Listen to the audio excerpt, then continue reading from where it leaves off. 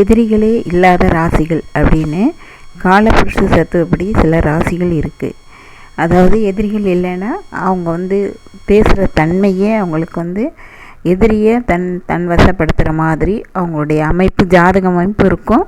அதே சமயம் காலபுருஷ தத்துவப்படியும் சில ராசிகள் இந்த மாதிரி எதிரிகளே அவங்க தனிஞ்சு போகிற மாதிரி ஒரு அமைப்பு அவங்களுக்கு இயற்கையிலே இருக்கும். பொதுவாக 2ஆம் இடம் வாக்குஸ்தானம் நல்லா இருந்துச்சுன்னா அவங்க பேசுகிறதெல்லாம் எதிரியாக இருந்தால் கூட கேட்டுப்பாங்க, அவங்களே நண்பர்களாக மாறிடுவாங்க. அது வாக்குஸ்தானம் 2ஆம் இடம் வலுவாக இருக்கணும்.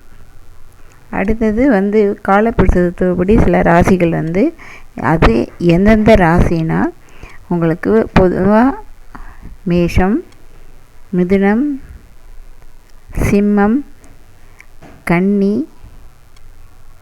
தனுசு, மீன ராசிகள். இந்த ராசிகளாக அவங்க எதை பேசினாலும் எதிரியாக இருந்தாலும் நண்பர்களாக இருந்தாலும் ஈஸியாக எடுத்துப்பாங்க.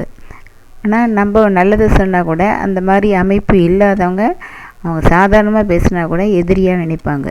ஆனால் இந்த ராசிகளுக்கெல்லாம் அவங்க என்னத்தை சொன்னாலும் எதிரிகளே நண்பராக மாறக்கூடிய ஒரு தன்மை இயற்கையிலேயே கடவுள் கொடுத்த ஒரு வரப்பிரசாதம் அப்படின்னு தான் சொல்லலாம்.